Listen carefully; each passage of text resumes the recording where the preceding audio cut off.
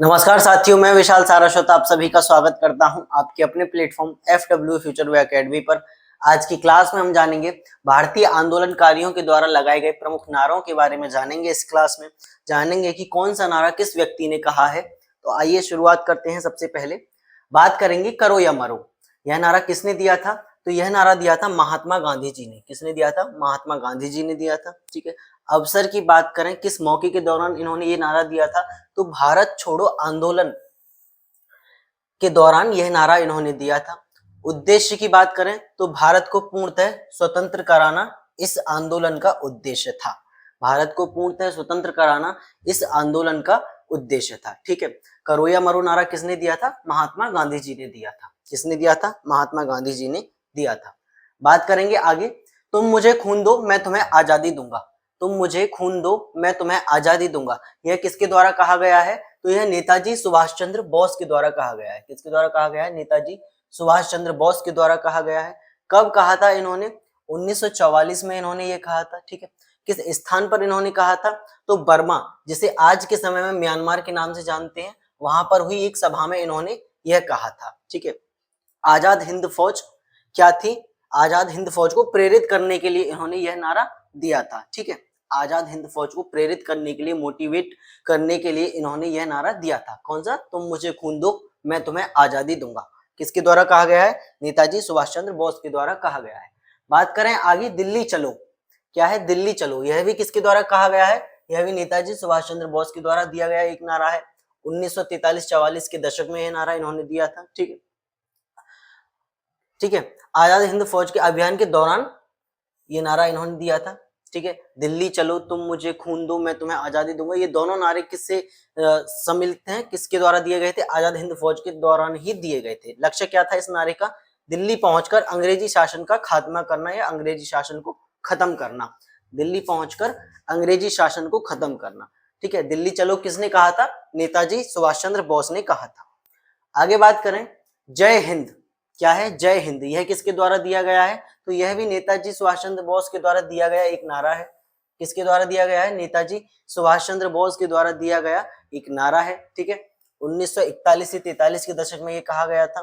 43 से 41 के दशक में यह कहा गया था। ठीक है। जय हिंद के अर्थ की बात करें तो जय हिंद का अर्थ होता है भारत की विजय हो।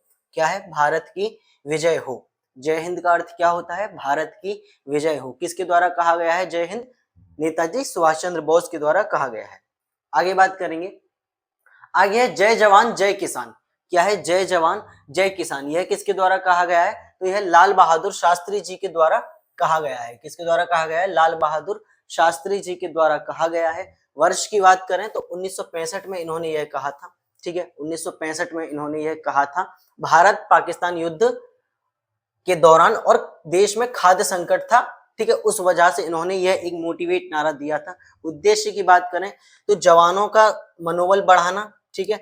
और किसानों को अधिक उत्पादन करने के लिए प्रेरित करना इस नारे का उद्देश्य था। ठीक है। जवानों का, जो सीमा पर जवान रहते हैं, उनका मनोबल बढ़ाने के लिए, और जो हमारे किसान हैं उनको अधिक से अधिक अनाज उगाने के लिए एक तरीके से ये आह्वान था, एक तरीके से ये नारा था, मोटिवेटेड नारा। ठीक है। किसके द्वारा कहा गया है? लाल बहादुर शास्त्री जी के द्वारा कहा गया है। आगे बात करते हैं। आगे बात करेंगे संपूर्ण क्रांति। किसके द्वारा कहा गया है? जयप्रकाश नारायण जी के द्वारा कहा गया है। किसके द्वारा कहा गया है? जयप्रकाश नारायण जी के द्वारा कहा गया है। वर्ष की बात करें तो 1974 में यह कहा गया था। कहां पे कहा गया था? पटना बिहार। कहां पे? पटना बिहार में यह कहा गया था। ठीक है। इन्होंने अपने आंदोलन के दौरान ये नारा दिया था, संपूर्ण क्रांति। ठीक है। आंदोलन का नाम क्या था? तो जेपी आंदोलन। क्या था? जेपी आंदोलन। इस आंदोलन का उद्देश्य क्या था? भ्रष्टाचार, अन्याय आदि को समाप्त करना। भ्रष्टाचार, अन्याय आदि जैसी चीजों को, दमनकारी चीजों को समाप्त करना इस आंदोलन का उद्देश्य था। आगे बात करते हैं। आगे बात करें, वेदों की ओर लौटो। क्या है? वेदों की ओर लौटो। यह किसने कहा था? तो यह स्वामी दयानंद सरस्वती जी ने कहा था। किसने कहा था? स्वामी दयानंद सरस्वती जी ने कहा था कि वेदों की ओर लौटो। ठीक है। इन्होंने आर्य समाज की स्थापना की थी। कब की थी? 1875 के दशक में इन्होंने आर्य समाज की स्थापना की थी। बात करें क्या उद्देश्य था इस नारे का? तो जो अंधविश्वास है उसको खत्म करना और शिक्षा की ओर अपने नागरिकों को लौटाना, ये इस नारे का उद्देश्य था। ठीक है, तो किसने कहा था वेदों की ओर लौटो? स्वामी दयानंद सरस्वती जी ने कहा था। स्वामी दयानंद सरस्वती जी ने कहा था वेदों की ओर लौटो।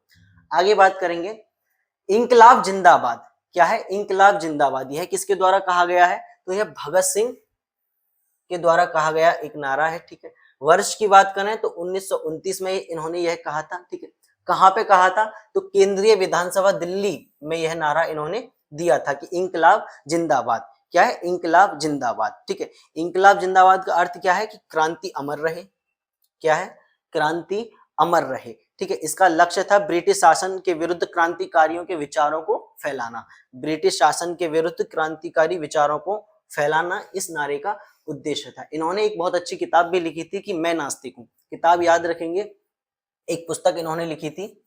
ठीक है, क्या नाम था उस पुस्तक का? मैं नास्तिक हूं। क्या था? मैं नास्तिक हूं। उस पुस्तक का नाम था मैं नास्तिक हूं।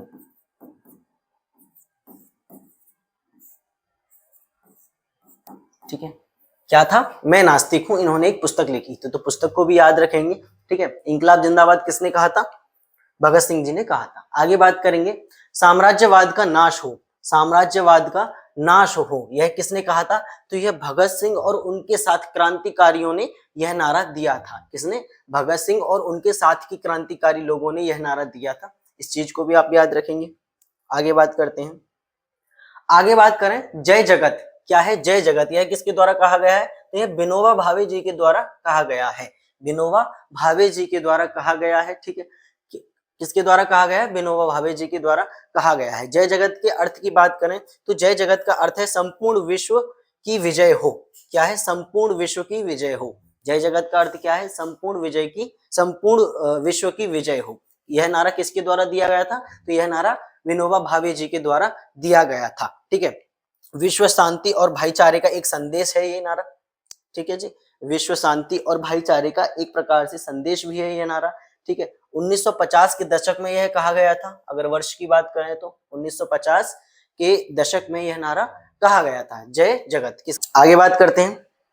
आगे बात करेंगे वंदे मातरम। यह किसके द्वारा कहा गया है? तो यह बंकिम चंद्र चटर्जी के द्वारा कहा गया है। किसके द्वारा कहा गया है? बंकिम चंद्र चटर्जी के द्वारा कहा गया है। यह एक प्रकार से भारत का लोकप्रिय गीत भी है, वंदे मातरम। ठीक है, क्या है? वंदे मातरम एक प्रकार से लोकप्रिय गीत भी है। अगर उपन्यास पूछने के लिए आ जाए कि किस उपन्यास में बंकिम चंद्र चटर्जी ने वंदे मातरम का वर्णन किया है या जिक्र किया है, तो आनंद मठ। क्या याद रखेंगे?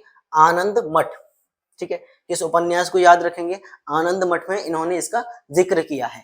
आगे बात करेंगे, आगे है सारे जहां से अच्छा हिंदुस्तान हमारा। यह लोकप्रिय गीत लिखने वाले कौन थे? तो यह लोकप्रिय गीत जो लिखा था वह लिखा था मोहम्मद इकबाल साहब ने। किसने लिखा था? मोहम्मद इकबाल साहब ने यह गीत लिखा था। ठीक है, 1904 में यह गीत लिखा था। कब लिखा था? 1904 में यह गीत इन्होंने लिखा था। ठीक है, आगे बात करेंगे। आगे बात करें, स्वराज हमारा जन्मसिद्ध अधिकार है। यह किसके द्वारा कहा गया है? तो यह लोकमान्य तिलक जी द्वारा कहा गया है। कब कहा गया था? 1916 में यह कहा गया था, जब भारत में स्वच्छता आंदोलन तेजी कर रहा था। यानी एक तरीके से स्वच्छता जो आंदोलन है वह तेजी से चल रहा था, तो तब उन्होंने कहा था कि स्वराज हमारा जन्मसिद्ध अधिकार है। किसने कहा था? लोकमान्य तिलक द्वारा यह कहा गया है। आगे बात करते हैं। आगे बात करें, सरफरोशी की तमन्ना अब हमारे दिल में है। यह किसके द्वारा कहा गया है? तो देखिए, इसको लिखने वाला एक अलग व्यक्ति था और इसको लोकप्रिय करने वाला एक अलग व्यक्ति था।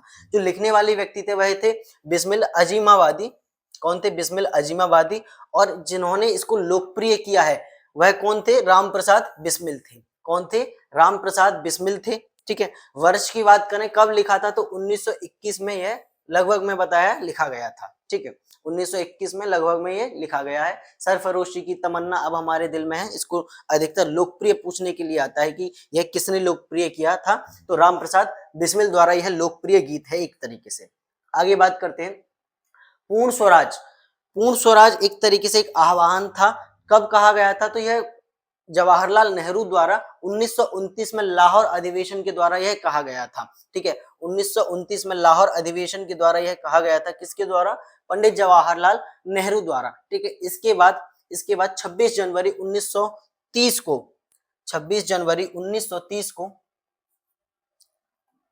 क्या किया गया था? पहला पूर्ण स्वराज दिवस मनाया गया था। ठीक है, कब मनाया गया था? तो 26 जनवरी 1930 में पहला पूर्ण स्वराज दिवस मनाया गया था। ठीक है, पहला पूर्ण स्वराज दिवस मनाया गया था। बात करें आराम हराम में, यह भी एक प्रकार से किसने कहा था? तो पंडित जवाहरलाल नेहरू द्वारा कहा गया था। यह कैसा, किस प्रकार का नारा था? तो यह एक जोशीला यानी मोटिवेटेड नारा था, जो अपनी जनता को मोटिवेट करने के लिए उन्होंने कहा था कि आराम हराम है, आराम हराम है। तो ये थे हमारे कुछ प्रमुख नारे जो एग्जाम के पॉइंट ऑफ व्यू से बहुत महत्वपूर्ण होते हैं, पूछने के लिए आ जाते हैं। ठीक है, तो आशा करता हूं आपको ये क्लास समझ आई होगी, हमारे द्वारा बताए गए नारे आपको समझ में आए होंगे, पसंद आए होंगे। अगर पसंद आए हों तो हमारी वीडियो को लाइक कीजिए, हमारे चैनल को सब्सक्राइब कीजिए। मिलते हैं जल्दी एक और नई वीडियो में, तब तक के लिए धन्यवाद।